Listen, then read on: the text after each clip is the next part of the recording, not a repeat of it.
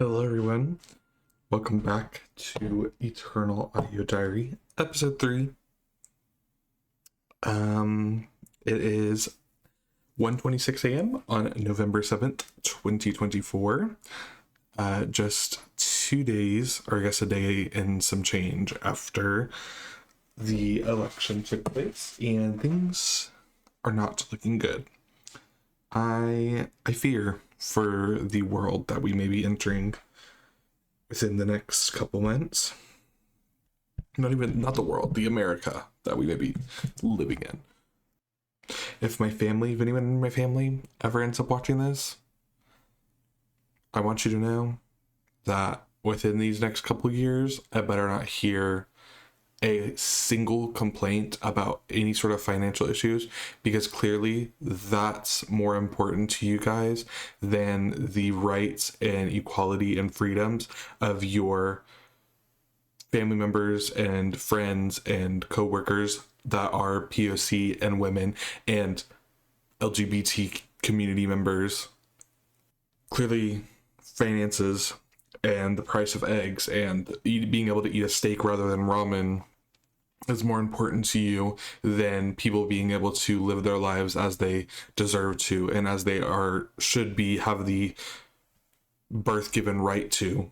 Something that they shouldn't have to fight for, because you're so selfish that you want to be able to drive down the street for less than $1 rather than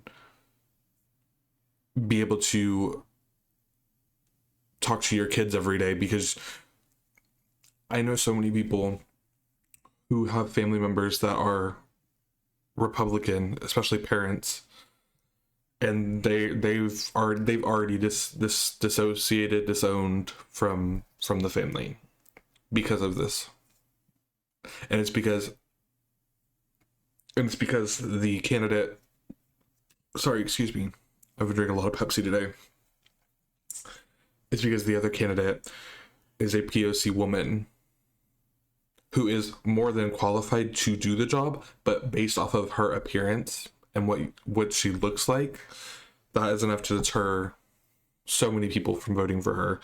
And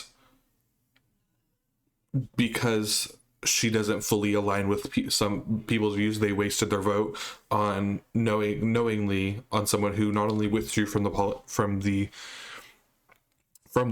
presidential candidacy, which I guess I don't really understand how she wasn't taken off the ballot. Maybe it was too late to take her off the ballot, but that's another issue. That's another story, that whatever. It's so frustrating. And it really is scary, especially being a gay person from Texas. And I'm not going to be affected as many other people. As a white cisgender man, I'm not going to be affected as many other people, since my only marginalized community is being LGBT. And I fear for not only myself, even though I'm going to receive, like I said, less of it. I fear for the people who I do know, and even people that I don't know, that are going to be more affected by it. People are going to be losing their families due to deportation, or due to police brutality, or due to just whatever factor that the new president decides to put in place for them. In my family specifically, I am the gay son of 2 straight parents. I don't have any gay siblings as far as I'm aware. I don't have any gay cousins as far as I'm aware. And I don't have any gay nieces or nephews. And I mean, none of them, even any nieces, nephews, or younger cousins that I have, are not old enough to express themselves in that way, at least not that I talk to or am able to communicate with on a daily basis, because I don't talk to my biological mom's side of the family very often, if at all. But even then, from what I do know of them, I don't believe any of them are LGBT, and that could have changed since I last remember. or since I last spoke on to that side of the family. But that side of my family though is Democratic, and they are voting in the best interest of the people, even if every single policy is not necessarily the best. But that's something that you have to take into consideration with these things is that not every policy is going to align, but that doesn't mean that the other person's policies are going to either. Not everyone is going to have exactly every single policy that you align with. You have to take the good and the bad, and obviously there's different weights to different policies. But it just sucks that the side of the family that I'm not the closest to is the most like-minded to me, because everyone that I am closer to in my family just doesn't care about me at all, basically, is what it feels like. They're more wrapped up in, like I said, financial situations and just not having a woman in the office than they are careful about, basic human rights. Like I said, like, it's just really upsetting.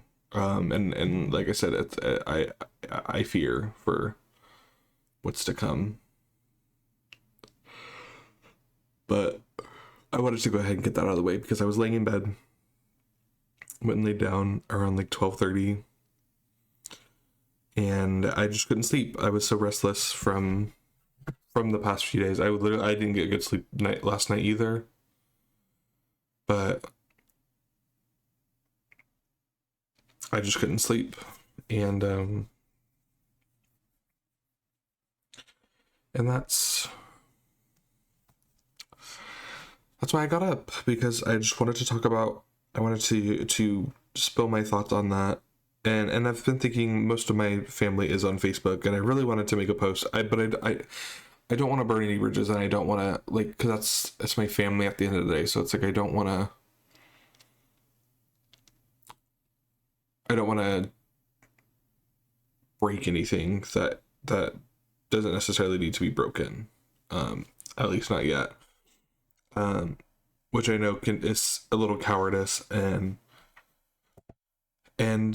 not the best, I guess, mindset, because there's so many people that are, like I said, stepping up and going ahead and separating themselves. But if I were to do that, I would be out of a house, out of a home, out of a fallback plan, I'd be out of literally everything.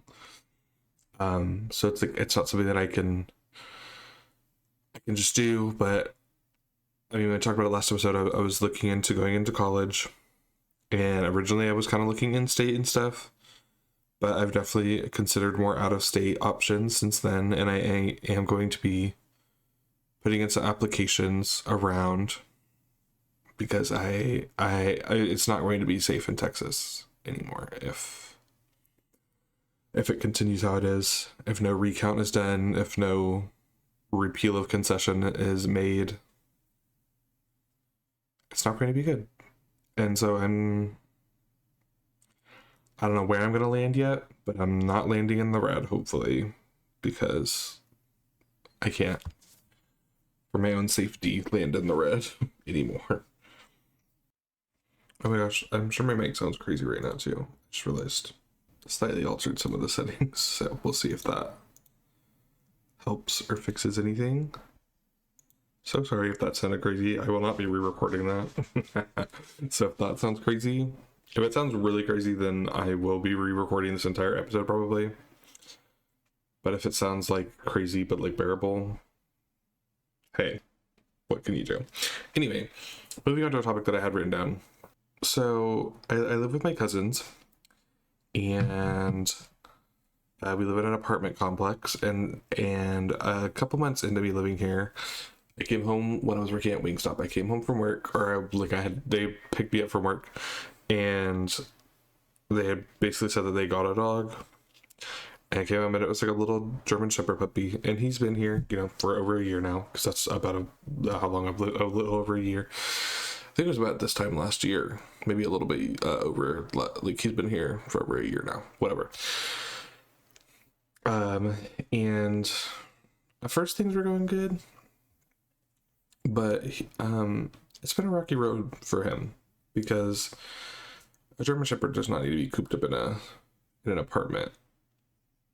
And while it's definitely doable and it's definitely something that they can do for always being leash walked whenever he goes out, it's definitely something that dogs can get used to and stuff. I think that for his breed, I think he doesn't deserve to have to go out on a leash every single time.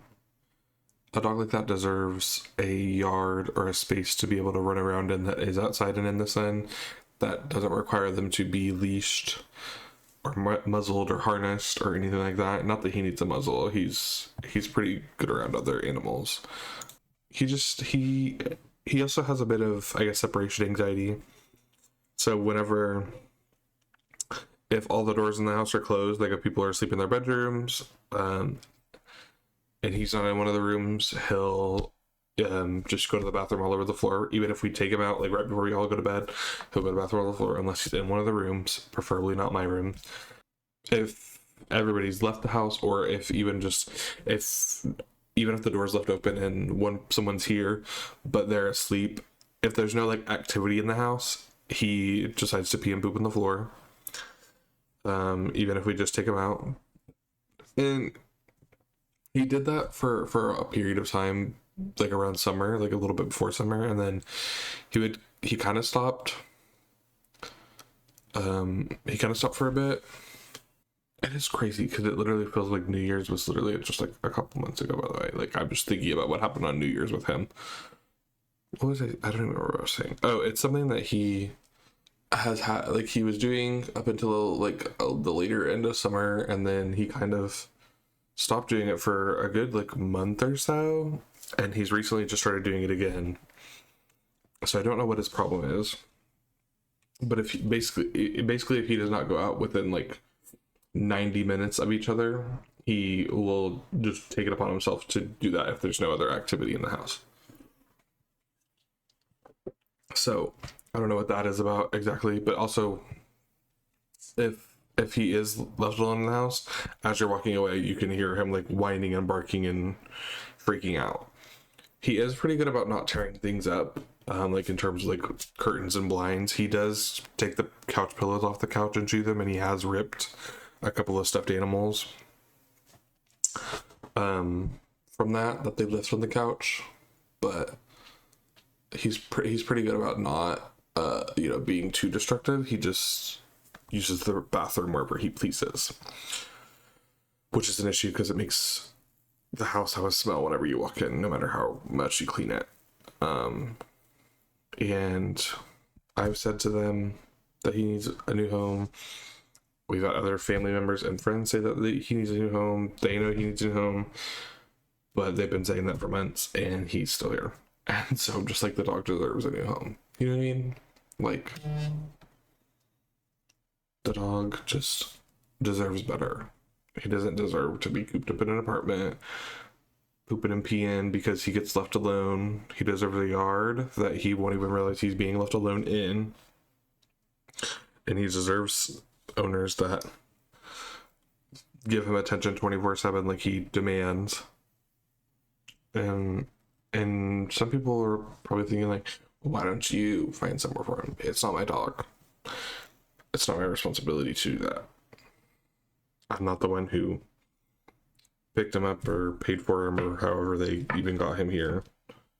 I didn't do all that, so it's not my responsibility to do so. And I do find myself caring for him quite a lot.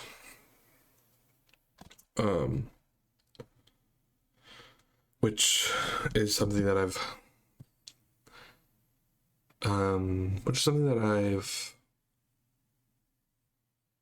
had my qualms with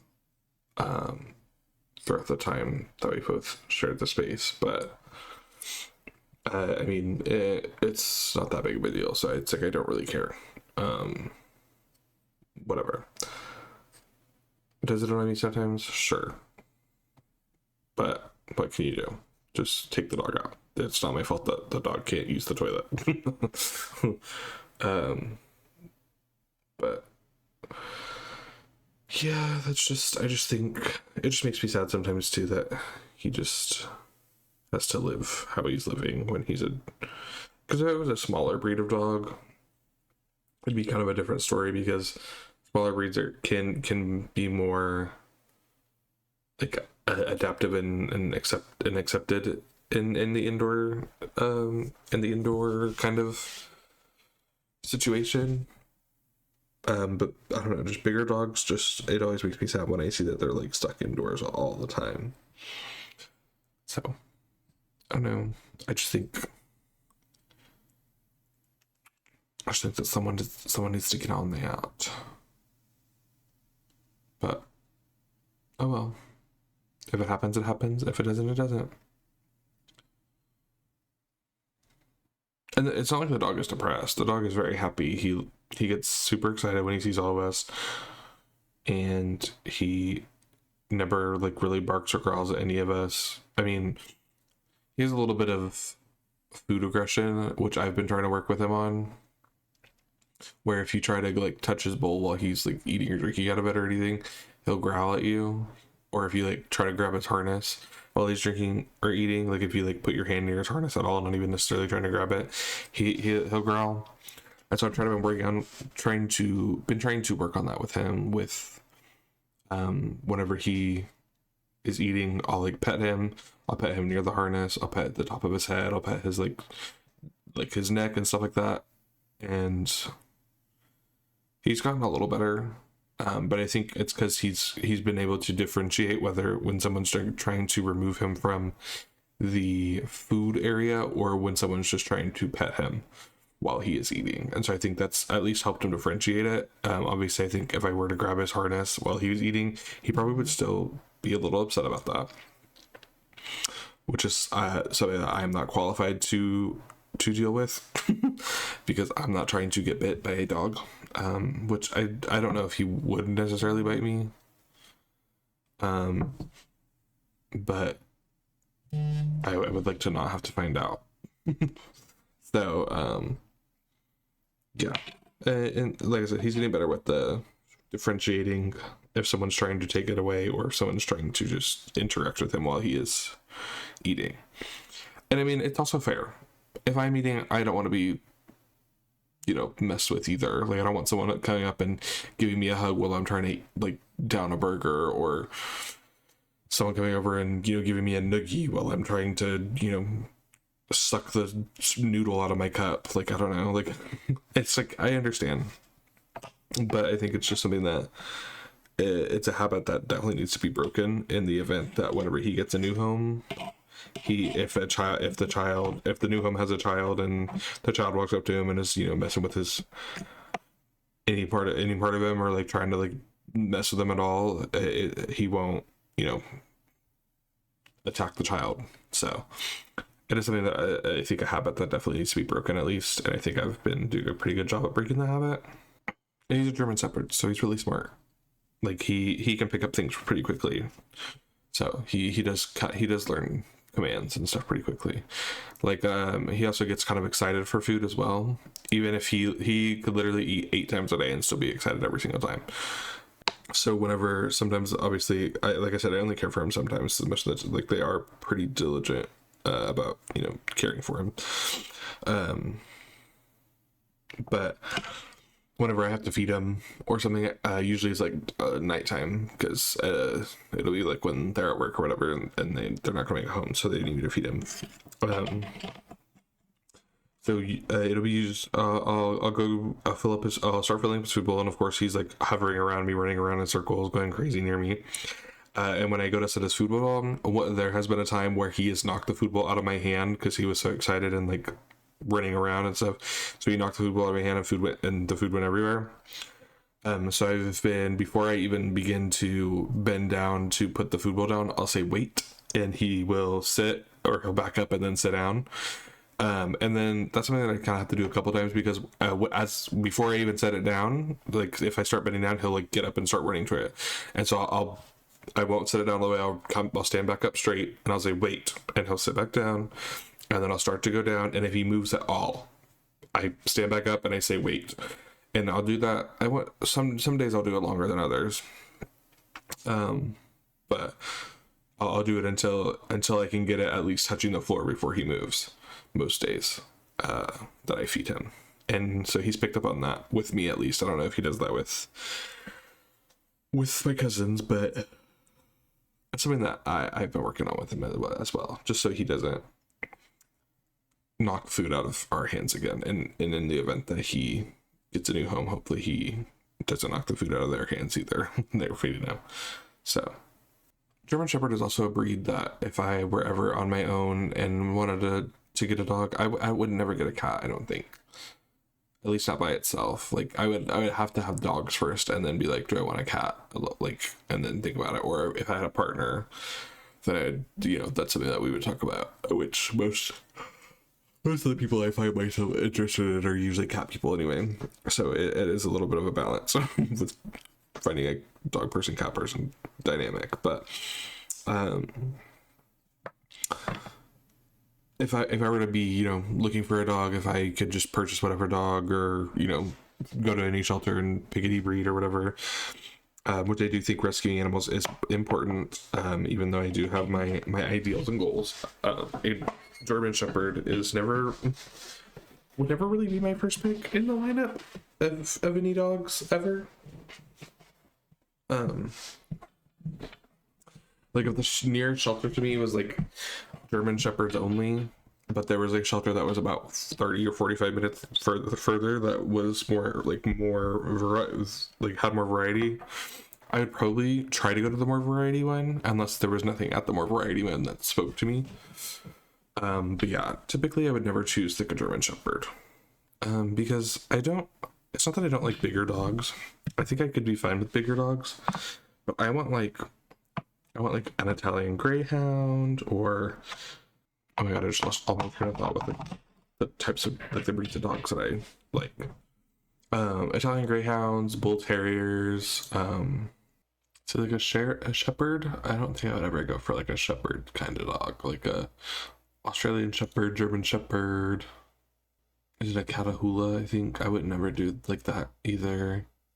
I wouldn't necessarily even do like a Lab either. Labs are good dogs though, but I don't think I would ever do a Lab. I wouldn't really want to do a Chihuahua either, just because Chihuahuas are very loud, and I just cannot stand a loud dog. I could maybe do a Rottweiler. Maybe do a Rottweiler, depending if I was like actually connected to the Rottweiler. Would never do a Husky. Would never really do a Husky, not really my tea. A Weimaraner, I wouldn't mind a Weimaraner.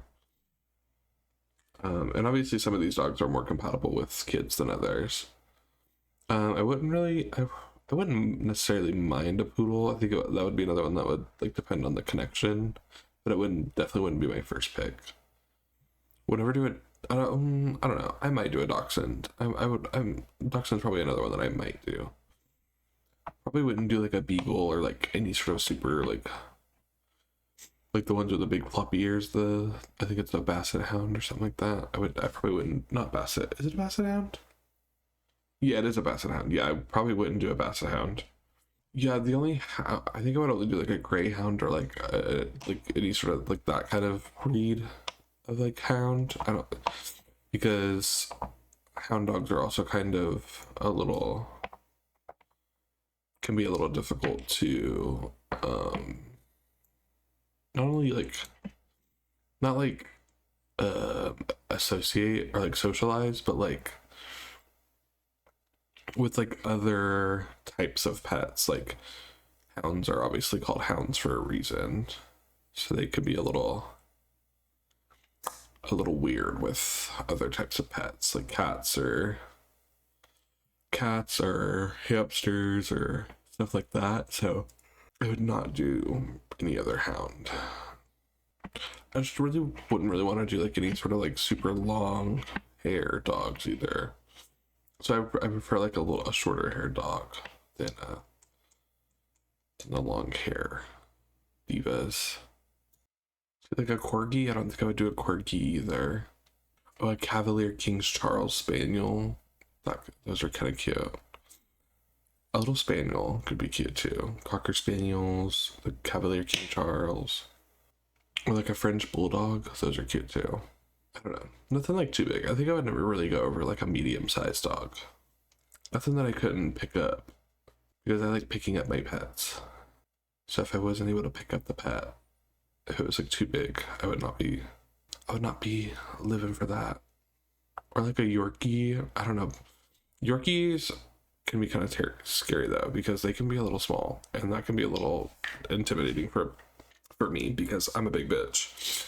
And so if that Yorkie wants to ever be in my bed, they're gonna have a rude awakening when I roll over onto them. So you know what I mean? Like, I don't think I could ever do a Yorkie. Anyway, if I ever did own pets though, I do have names. I want to name a boy Cabo. I want to have a boy named Cabo. I want to have a girl named Muse, M-U-S-E.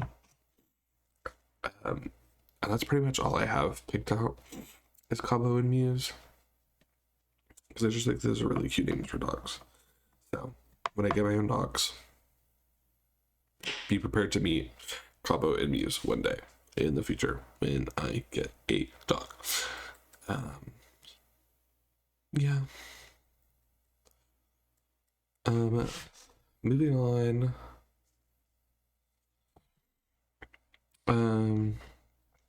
So it kind of ended recently. Whenever like the topic I wrote down was definitely more was while I was in this era, but so the topic that I wrote down verbatim is I've been talking to a guy who takes his time to respond, and he went over 36 hours before texting me twice in 1 week. Because I have set a rule for myself. Okay. I've set a rule where I will not always message first. I think that's a healthy rule to set. Because when you're a lonely gay person, or a lonely person in general, you do have a sense of desperation. And when you do connect with anybody who is that you do find remotely attractive, and they are texting you back, at any point, you can be very quick to respond. And other people are not like that, and other people might not be, taking it as serious as you are, which is a little, unfair, but that's just how online dating especially works. So I matched with this guy. We talked on the app for a few days, and then after a few days he was like, hey, like, I don't really like jumping through all the apps and stuff like that, like, do you mind if I just get your number? And I said sure. And then we started talking on, like, through text, and then he went the first night he went 36 hours without talking to me, and that was because, like I said, I had messaged him first on the day before, and so when we ended the conversation, I was not going to be the first to message him the next day, and so he didn't end up messaging me until the day after that, and was like, hey, like, he messaged me in the nighttime of the day after that, because we were messaging kind of in like the morning, early afternoon of the day when we ended the last conversation, and he didn't message me until nighttime of the day after, 36 hours later. And we talked for a little bit, and I didn't really think anything of it. I was just like, he was just like, I was busy, working, whatever. I don't care. Desperation. So I talked to him a little bit, and then we're talking. We talked for a couple of days, like, in a row again, like two or 3 days in a row again, and then he. Once again, when it's my turn to not send the message first, he responds. Or he does not respond, sorry. He does not respond for 36 hours again. We were talking at night, and he didn't text me until not the morning after we were talking, but the morning after that. And so at this point, we've been talking for like 2-ish weeks, maybe closer to 3, because like I said, we were talking for a couple of days on the app. So at this point, we're talking for like close at least 2 weeks, I would say. And he's done that for the second time within the span of like a couple of days. And so when he does message me later, I just act like everything, like I'm just talking to him, but I have kind of, gotten a little annoyed and kind of, I guess, came to my senses a bit. And so I'm not like fully, in there. And he's like, "Are you okay?" He's like, are you okay?" And I just kind of told him, I was like, because I'm very straightforward. I'm not very good at hiding things, and I'm not like really one to beat around a bush. So I just told him yeah, I'm fine. I was like, I don't know, I just enjoy talking to you, and like you've gone like 2 days without talking to me, basically twice within the last couple of days. And so I just have kind of come to the like realization that like maybe you're just not as interested as I am in you, and that's fine, and that's like not anything that like you can help, but like I just don't want to load all of my eggs into one basket, which I wasn't doing in the first place. I was still, having like sporadic conversations with other people on the apps. I was still going on there and matching with people and talking to other people. But he was kind of the one that I was mainly focusing on, because he was the one that would talk to me regularly, and I was like getting to know more. But I was like, like I said, not like a big deal. I know you're busy, and it's fine if you're also just not interested. Like, that's fine. And then he was like, "Oh, like, I'm sorry. I'm just not used to like really like responding to someone, or like having to be on my phone quite a bit." And he was like, "I'm a pretty off the phone type of person. I do a lot of my, like," he's like, I work a lot, and then when I'm not working, I don't spend a lot of time on my phone. I spend more time, you know, just like out in public, or if he is at home, he's like prefers to, read or do other things. And that's totally fine. And I love that. I do love those kind of qualities in a guy, because since I am so like kind of online, I don't want to say chronically online, but since I am so in the internet, having someone that's like not at all, it would be a great balance, I think. And so I was like, but he was like, he was like, "I am trying to adjust for you." And then he was like, "I'm sorry for forgetting." And sorry, he was like, "I'm sorry for getting adjusting," and like, I'll definitely work on it. And for what it's worth, I am interested in talking to you. I was like, period. And then things continued as normal. Whatever we talked for a couple more days, and then a situation happened. That was a little crazy. That I won't go into detail about, because it was just kind of chaos. And so I was just like, I don't really think that I'm interested in talking to you anymore. Like, it just kind of isn't gonna work for me anymore.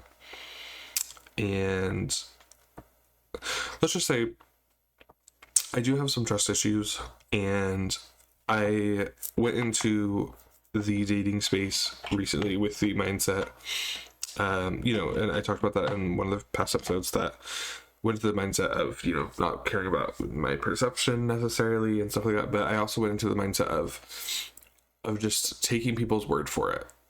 Like, part of getting out of, part of being so like paranoid, and like the kind of keys to failure in a relationship is being so untrustworthy. And so I was trying to just leave the trust issues behind. I'm just gonna take people's word for what they say. If they tell me that their mom is sick and lives in Mexico, and he's going to fly out to Mexico to see her, I'm gonna take his word for it. Stuff like that. I'm not saying that that's something that he told me. It's just a hypothetical. But if I was just gonna do that, and it came to my attention that he had kind of betrayed my trust in not just a way of like he was talking to someone else or anything like that, because like I said, we weren't official, and I was also talking like sporadically matching with people on the app and talking to them. So it's not like it was anything like that. It was a different scenario that had happened. Where it was just some lies that came to light, and it was just a little jarring, and so it just kind of icked me, because it was like I just don't know how he could lie about something like that, and like not, and he just didn't see it as like any sort of like sketchy or weird at all. It was just, I don't know, I think our mindsets were too different on that front, and so I think that's kind of why it icked me. Also, just being a liar in general is just an ick. So it's like I'm not really interested in really talking to you anymore, I don't think, and so we haven't talked. And after I told him that I wasn't interested, I said verbatim, I'm just not interested in talking to you anymore. And he was like, really? Question mark. And then I just left him on red, and then he messaged me the next morning, and I left him on red again. And then I just haven't messaged him, and it kind of, I guess it like put me back in my loneliness state, where I was kind of feeling a little fulfilled because I was having someone to talk to in a way that wasn't just with my friends and stuff like that. It was kind of on a more, or with the intentions of a more personal level, at least in my eyes and in my brain. That's how that's what I thought. It was, the intentions were a more personal level. So it just kind of sucks that I'm back in the loneliness era. And I do want to message him and be like, I don't know, like, because I do enjoy messaging him, but like I said, it's just like a trust thing, and I know that you can like rebuild trust, and like maybe he wouldn't do something like it again, but also it's just like, since it has happened once, it's like it's always going to be in the back of my mind, like, oh, what's stopping him from doing it again, or what's stopping him from doing something similar. So it's like, it's something that I don't think I can put myself through, because I think it would just eat me alive, and it wouldn't result in the level of health that I'm looking for in a relationship. So I don't know. I do think about messaging him though, because I just want someone to talk to like that. And he was nice to talk to. So I don't know. Yeah. But I don't know if I'll ever message him. But who knows? I guess we'll see. Finally, on the list of topics that I did have written down, my final topic that I can discuss, or that I'm going to discuss, and I don't know if hopefully this doesn't get me in any sort of trouble if anybody else listens to this beforehand, but I was on a project, working on a project that I can't say the name of or really disclose much of about. And I was super excited about doing the project originally. Like, I went into it with like really like high energy, high hopes, high positivity. I was so excited. And as the weeks were going on while I was working on it, I slowly began to fall out of like love for it, and it kind of sucks, because it is something that I did and generally do have fun with, but and maybe it's just because it wasn't going the way that I wanted it to, which is, I feel like it's a fair thing. If it's something not going the way you want it to, it's fair to feel a little bit disappointed and stuff. But I think maybe I might have, screwed myself over, because I ended up just quitting the project. And it's not like a recoverable thing at this point, where I can just jump back in and keep working on it. It's like I'm fully out of the project now. I'm fully done with it. I can't go back into it. And it kind of does suck that I guess I don't really necessarily regret it, because it was taking, not necessarily taking a toll on me mentally, because it is just a project, like it's not anything super serious.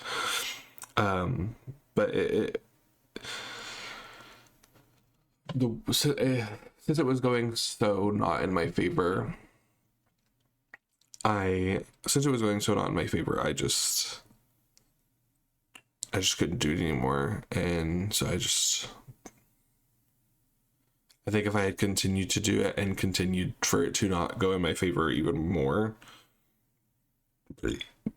even for literally just like another week, if I had continued in it and it didn't go in my favor further, I think it would have been my time to quit regardless. So it's just like, let me just go now. Stop while I'm ahead, even though I was not ahead at all. I was trailing behind, far behind. Some might say even in the past. And that's something that I had to do for myself, and that's okay. I do, like I said, I guess there is part of me that does regret it, but I was just tired, and I couldn't with it, and with my other, like my work life and my like social life with my friends. Like I just couldn't do all of it at once. And so I definitely had to sacrifice something, and it was really the only thing that I could justifiably sacrifice in that moment. So yeah, it's something that I did, and I, like I said, I do think about, you know, partially regretting it, or like if I hadn't done it. But I don't think that if I hadn't taken myself out of it, it would have continued to just get worse, and that would have been a worse outcome than what I was at when I decided to just bow out myself. So,